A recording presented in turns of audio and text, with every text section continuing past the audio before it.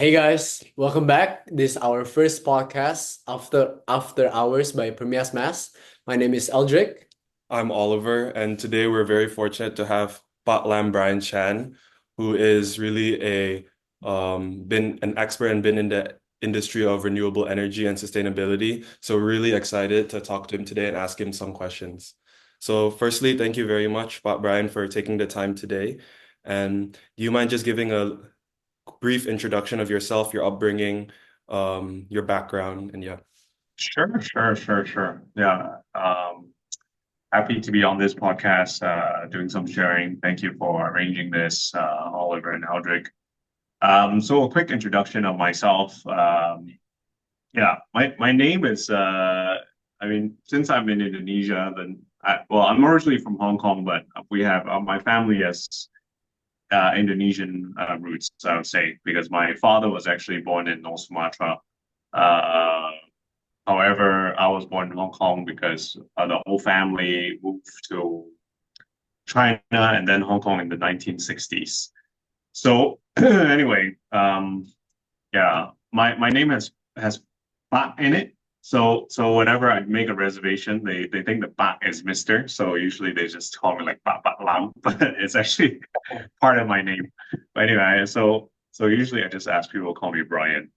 But anyway, like I said, I was born and raised in Hong Kong and studied in Hong Kong, studied in UK as well as the States. And then afterwards, I worked in the States for 2 years and then went to China for just less than a year. And then because we had some joint venture with Indonesian companies, so that's why I guess my family we had an internal meeting and decided there needs to be one person stationed here, and I was the youngest in the family, so naturally I took up that role, and I thought it would be an interesting opportunity to come down to Indonesia to see what's going on, and yeah. I guess that was already history since it was like 2013, so it's now 11 years. Scary. Anyway, and Yeah. then, so a little bit about the business itself, right? When we first got into Indonesia, we actually our JV partner was doing nickel smelting, right? So that was our first exposure, I guess, in a major way in terms of business in Indonesia. And then slowly over time, we venture into other areas of business, such as real estate development, as well as renewable energy, which is our current primary focus, which is where I spend most of my time right now. So, so I guess, today we'll also maybe mainly talk about that part. Of course, if we have time in the future, maybe we can also explore other topics. And of course, I think how Oliver and I got to meet is because we went to the same high school in Hong Kong, which is scary because, he's much younger than me. And then to think that I've already graduated high school like 20 plus, like 20 years ago. And then another thing is because we met in not just because of the high school, but because we had I was also I'm still heading the Indonesia Chamber of Commerce in Hong Kong. So we had an event, and Oliver came to our anniversary. So we met, and hopefully we get to meet more bright Indonesian students in Hong Kong, so we can introduce them to our members. So that's pretty much hopefully that's a lot of information. So go ahead. Yeah, I mean, the event was extremely memorable for me. Thank you very much to Emil for making the connection to Pat Brian. But touching on your point about renewable energy, one of the things that ELL Environmental Holdings specializes in is biomass power generation.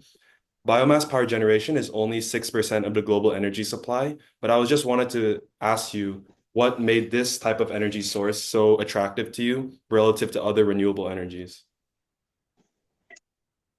So the story for this is I guess it was we kind of got into this uh how would you say, like half unexpectedly. Of course, there are a lot of renewable energy. There are a lot of different types of renewable energy that we can try to explore. And the reason we got into biomass renewable energy is because we actually bought into this company that was already doing it. And at that time, ELL Environmental Holdings is we're a publicly listed company in Hong Kong, and we're looking for areas of growth. So we thought so we were looking at this biomass power plant, and we thought this is a good direction to go towards because we were looking at environmental solutions anyway. So our other core business is also in wastewater treatment. So that's why biomass energy was attracted to us. But after we actually got into this, we found there are several things that make biomass energy quite an attractive proposition because number one, Indonesia has a lot of biomass because we don't have winter here, right? And then number two, there are tons of plantation. When talking about different types of plantation, and one of the major crop is the palm oil. So that is also a major source of biomass that is available in Indonesia. That is quite unique here compared to other places. If we were to look at some of these biomass projects in China that we looked at, actually it's not as sustainable because in China, obviously, what I mentioned, the weather, there's winter. So during winter, you have to stock a lot of raw material, right? For our small biomass power plant that is 12 megawatt, we need to burn about 400 tons, right? Maybe it's not like maybe it doesn't really register like how much 400 tons is. It's like a small mountain, and that's like how much you have to burn per day. And then if you have to stock over months and months of it, it's almost impossible. That's number one. So that's why a lot of it doesn't work out in China because of the weather. Second is because of how scattered the biomass is, right? Of course, biomass is everywhere. You can find it in the fields when they harvest, but then nobody actually collects them. Whereas Indonesia's biomass, number one is more abundant. Second, because of the industry, the upstream industry of the agriculture, as well as the oil plantation, the palm oil plantation. A lot of these things are centralized. Like the collection of it is already done. So that makes it possible. So that's one. Second one that makes it, I think another factor that makes it attractive to us is because the reason it has a smaller market share is because it's very difficult to do. I mean, difficult in the sense that it's very troublesome to do because of several reasons. Number one is biomass comes in all shapes and sizes, and then their properties are heterogeneous, meaning that you have to do a lot of pre-processing. So that's actually a lot of hassle. That's number one. Number two is there is in terms of supply chain, even though I said Indonesia is more concentrated, but it's still very scattered. So which means you have to deal with a lot of supply chain issues. Compare that with coal, right? In Indonesia, you can just contract with a large coal mining company, and then you can get like shipments of, I don't know, 50 to 70,000 tons of vessels per month, or every week if depending on the size of your power plant. And that is much easier. You just sign a contract, and then the mine just mine out these coal, and these coal are more or less the same spec, because in your contract you would already specify that I want certain moisture level, calorific level, sulfur, ash, all these things can be specified. Whereas biomass, we're dealing with waste, right? So all these seems like a bad attribute, right? But what we see the opportunity is because in Indonesia in the past 10 years, there has been a lot of Chinese investment into Indonesia. One reason is because of China's Belt and Road Initiative, where they where the Chinese companies, especially the state-owned enterprises, are coming out of China to invest in infrastructure projects. And these state-owned enterprises, for them, it's the same for them whether they do a $10 million project versus a 100 million or a 1 billion project, right? The amount of work is not it's not like you do 1 million versus 100 million. It's not 100 times work, right? So these state-owned enterprises, they would rather do much larger projects, which happens to be coal. So in the biomass space, there's actually less. I don't have to compete with these state-owned enterprises, which has more money than us, more people than us. They have preferential treatment in terms of every single way. So that was also one of the reasons that makes it attractive for us to continue down this path for biomass. So yeah, so those are the opportunities, but definitely not easy. Yeah, for sure. And how does ELL plan to adapt to global market trends in not only, like you said, wastewater treatment, biomass, energy production, just both of those in general? And also, is there any Yeah. new markets you're looking to enter into? I'll answer the second question first. I don't think we're looking into other markets just yet, because we feel like there's still a lot of opportunity and space to grow in Indonesia. That's number one. Second is because if we want to expand overseas, we also need a much stronger team, which we don't think we're there yet. So we need to build a stronger foundation before we do that. Especially with power plant, it's very capital intensive as well as labor and skill intensive, right? So unless I'm opening like let's say I'm doing distribution for certain brands, it's easier to expand into multiple markets, and it's probably preferable to do that in our type of business. Then we'll have to commit significantly more resources when we go into each project. So I don't think we're there yet. So I think that's number one. In terms of adapting to global market trends in wastewater treatment and biomass energy generation, I think the overarching theme for the next 5 to 10 years we're looking at is in terms of we're really looking forward to see how the carbon credit landscape is going to pan out, because it's still up in the air, especially in Indonesia, because a few years back, Indonesian government decided the carbon credit couldn't be traded overseas, and because Indonesia wanted to set up their own carbon trading platform. But as of this moment, it's still unclear, as well as the pricing we heard is not that attractive, right? Which of course is not a good news for if you're doing renewable energy. The other one would be looking into ESG related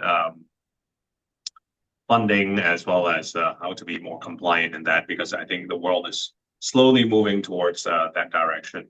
Of course, I think it's moving much slower than we would have wanted, because we actually 10 years ago we have already started looking at this, because we were doing some waste to energy, and of course, yeah, it's the world is still divided in terms of whether global warming is still a thing, right? So I think that's something that we're looking at. I think that's the global trend that we'll have to pay attention to. How do you guys stay competitive in the energy space or renewable energy space when there are relatively a lot of alternatives? I mean, I'm not super knowledgeable about the space, but I mean, I saw, for example, the Indonesian government invested heavily in like solar energy, and then there's also wind, hydro. What makes you guys competitive in this landscape? So hopefully the Indonesian government doesn't see this, but I mean, like, actually, the Indonesian government is not investing that heavily into renewable energy. In the newspaper, they talk a lot about it. Politicians like to talk about it because it sounds good. But in general, Indonesia's investment into renewable energy is actually very slow, and it's actually slowing down in the past few years. And we'll have to see how it goes because we are how many days away? We are 9 days away, right, from changing into a new government, new president.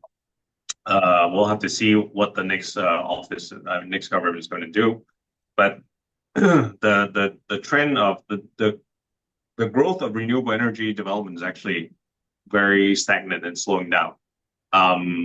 Partly because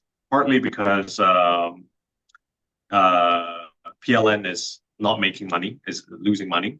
Second is in a lot of areas there is still a surplus of electricity. Partly is due to COVID, because for energy development in a country, you usually have to project a few years ahead to anticipate growth, right? Anticipate growth. So you build power ahead of that, right? So you don't have blackouts every single day. So a lot of these coal-fired power plants are coming online, and then before and during and after COVID, and the growth is not there. In fact, during COVID, of course, the consumption was actually going down. So all these factors combined together actually made renewable energy more development more stagnant than it has been. So that's number one, right? That's number one. And then second is the main question is how do we stay competitive? I guess how we stay competitive is that we niche down into. I mean, we don't try to do all these different kinds of renewable energy. We really niche down into doing biomass, right? To really understand the whole supply chain and to develop some of these our own competitiveness in terms of fuel processing as well as securing and the supply chain so that we are fully integrated. So it becomes very difficult for someone just to come in and beat us in this industry. Okay, I think for the next question, I just want to ask, what role does tech play in your business operation? Have you looked into like AI, blockchain, or even a lot of things like technology-wise? Yes. I mean, technology is very important. Very important in the sense that, like if we're talking about, because technology actually, I mean, we're using technology right now, right? I mean, everybody is using technology right now, just in a different degree and what you're using it for. And I think like if technology is used in a good way, it actually unlocks a lot of productivity as well as potential for people. So how we're using it, right? I mean, talking in more practical terms, because I mean, tech is very broad, right? I guess to give some context to a listener, I mean, we're using a lot of tech in terms of our everyday operation. Obviously, our power plant, is control. We're not like, just talking to people, screaming to people, be like turning on and off the valve. It's like this. It's all controlled by a DCS system. So, it's just a centralized control room. So all those are tech, but those tech have been around for a long time, right? Nothing cutting edge. Of course, in terms of the office administration operation, we're using a lot more. We're using a lot of different services for operation, accounting and tax. Of course, we have these softwares, and we are using parts of an ERP system. We're using Power BI to look at we are in the process of trying to use Power BI to visualize some of our production so that we can slice and dice our production data as well as understanding our business better. Of course, for communication, file storage, everything, right? Especially during COVID, we had to do work from home. So we have to make sure the infrastructure is there so that people are able to actually work properly. So those are the things. I mean, it's super broad, and it's something that I had to learn a lot in order to actually see how we can utilize it properly. And coming to AI itself is that um, uh, I mean, when ChatGPT first came out, and then I was one day I was walking. I think it was, when did it come out? Already 2 years ago? Was it 2 years ago? Was it 2022? Yeah, 2022 November or something, right? So in 2023, I think it was like one of the Sundays I was on a car free day walking, running on Sudirman, and I was thinking to myself, hey, this ChatGPT thing came out. Like, what, like, yeah, it's really cool, all the demos, but what does it actually mean for the business itself, right? Because, in a way, we're just like shoveling biomass, into the furnace to burn, right? So, so like, how does it actually apply to our business? And my, of course, this is my thinking for the AI.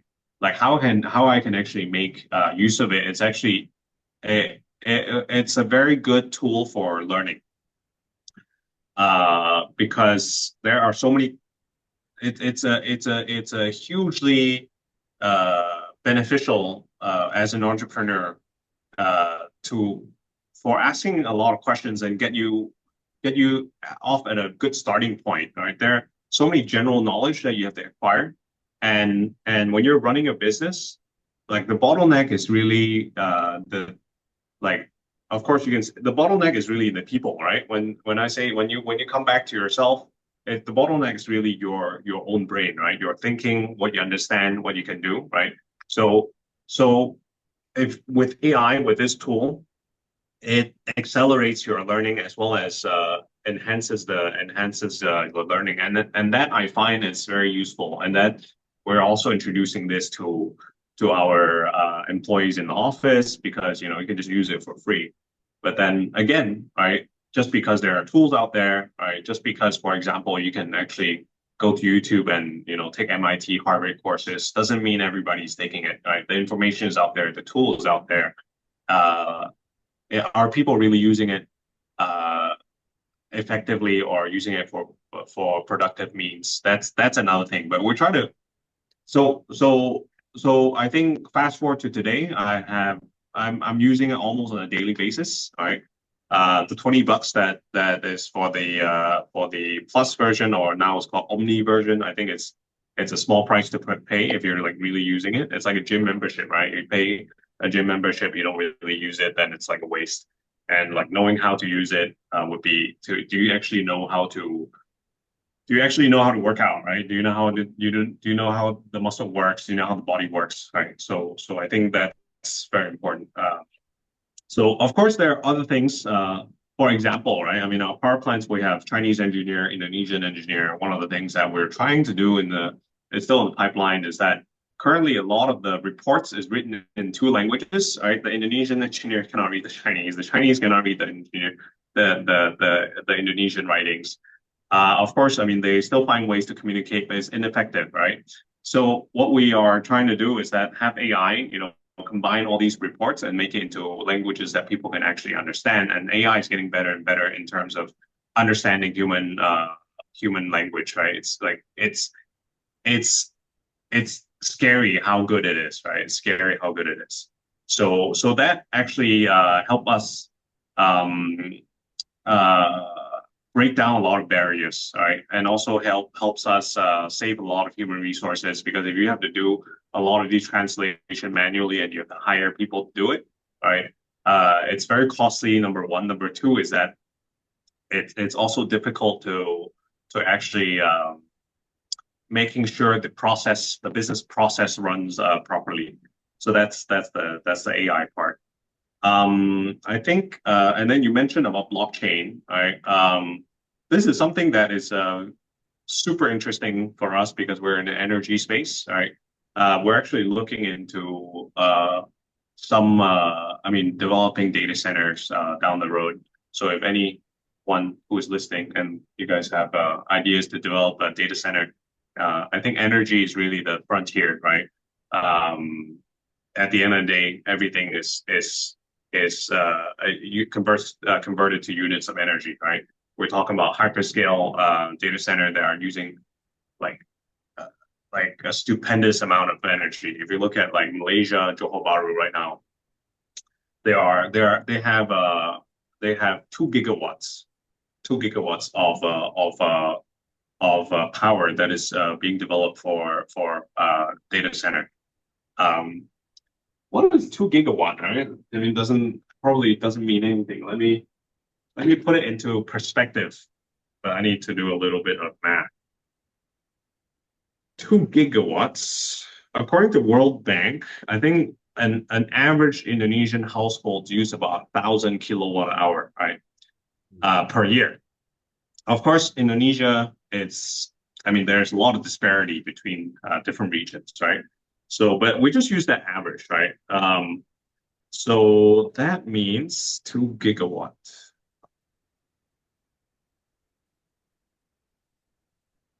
Let's see.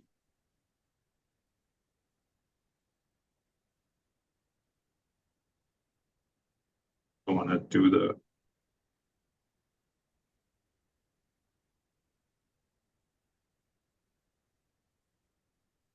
yeah.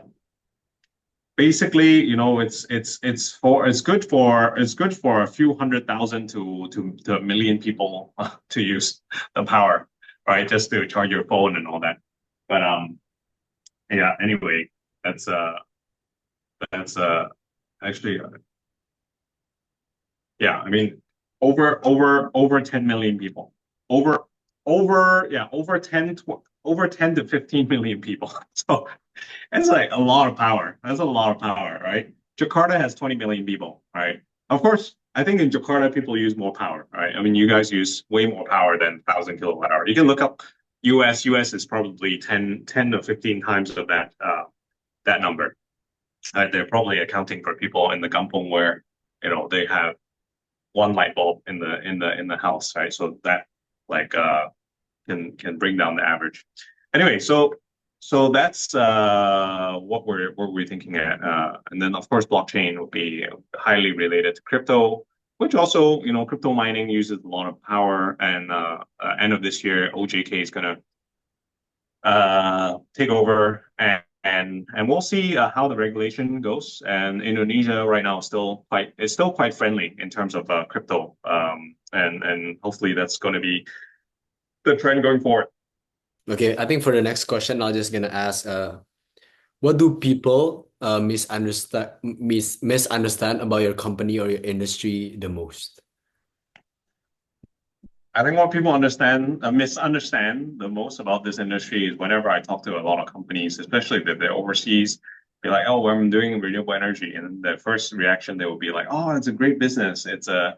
It's the future. Right? It may be the future, but it's definitely not great. Not great at this moment." So maybe in the future it'll be better, but I mean, it's not. Yeah, it's not like all sunshines and roses. Like I said. Uh, it's developing very slowly in Indonesia, right? In terms of ESG carbon credit, there's not that much support, at least not in this part of the world yet, right? There's no incentive for companies to actually buy carbon credits in Indonesia because there's no carbon tax, right? So I think it can be greater, but it's not like we are pooping out gold nuggets every day, right? So I think that's what people misunderstand most. Um, yeah. So yeah, I guess that would be the fun facts. And for the next question is about mentorship. I think mentorship is important for everyone, regardless of age. Have you had any mentors, and what has been their impact on you? Yeah, I think I like definitely had many different mentors. Like although there's no like officially any kind of I don't call them, hey, can you be my mentor? I don't know. I watch like I hear people, or I watch YouTube videos, or when I attend some business organizations, they say, oh, you have to find mentors, and then like have lunch with them on a regular basis or something. I I guess like I didn't really have any kind of official mentorship kind of way, but of course there are a lot of people that taught me a lot of things and impacted me in many different ways. Some of them could be like real people that I met some people could be just, I saw them on the video that really inspired me, or it could be like, books I've read about people's biography and all that. So all those I consider are mentors that have impacted me, and how they assist in my careers. I think really helped me see things in a different perspective. Because I mean, if there's this concept called the Johari window, right? So it's like four quadrants. So you have the things that you know and I know, right? Like now you know that I'm from Hong Kong, and I know that I'm from Hong Kong, right? These are facts that everybody knows. And then of course there are things that I know that you don't know, right? You don't know what I'm hiding in the closet there, right? Oh, nothing. But uh, and then there are things that you know that you're not telling me, about me that I don't know, right? So that could be other things. That could be a third quadrant. But the most valuable is the last quadrant, where things that you don't know and I don't know, right? There are things that you and I both don't know, right? Uh, because the most valuable thing, like I said, is it's very hard to know what you don't know, right? It's very hard to know what you don't know, and sometimes these requires introspection, as well as uh looking at others, and then really thinking about like what others are like, really reflecting on the actions, as well as on mentors, right? That gives you a new perspective, and that gives you insights about things that you didn't previously know, right? Um, so I think that is very very important. And then I guess another analogy would be like, I don't know whether Tyson said it or whoever said it. Don't quote me on this. They were saying like, what is the most dangerous punch, right, in a ring? They said. So the answer the person gave was, the most dangerous punch is the ones that you don't see, right? So so if we come back to this theme of what we're trying to talk about, is that the things that are often most impactful to you is the things that you previously didn't even think about, right? So I think so those are the most impactful ways that have helped me and assist me in seeing the world, as well as the business itself. And I think for the last question, I just want to ask, uh, do you have any piece of advice for anyone, for a student who want to work in your industry or your company, or maybe you want to promote a job opening in your company, maybe? Uh, I mean, if anyone listening to this is interested to work at our company, we'll welcome that. I mean, we're still small. I mean, in our Jakarta office, we have about 15 people. Of course, in the factory, we have over 100. We have several different sites, but still a very small company. So things are still a bit chaotic. Um, but definitely, I think what would be quite interesting, right? Advice wise, I mean, since a lot of your listeners are from Indonesian background, as well as, if they're studying overseas, they probably are come from a fluent enough background. They might have some family business, which is, sort of where I have been working for and in. There's a family business. Is that uh, in my case, maybe a little bit more unique, in the sense that I am working a family business, but then like I'm the only one in the family in Indonesia, so I have more freedom. But then like if you come to a family business, come back to your family business, and there's your uncle, there's your dad, there's your auntie, there's like 16 other cousins, then it may be a different stories as well. But I think my advice would be to um I mean, if I could give myself advice, like 10 years ago, is that, there is a certain way to run the business that is better, right? There's a certain way than others, right? Because when I was coming here, I was thinking, oh, doing business there, like many different, of course, there are many different ways, but there are much better ways compared to like worse ways, and you really need to find out, you need to really find that out first, right, before you kind of experiment with other stuff. It's like going to the gym, right? You know, you can like freestyle, you know, you can invent your own exercises, right? But probably you would have better results if you just go in, stick to a plan, try it out, learn as much as you can, and then iterate from there.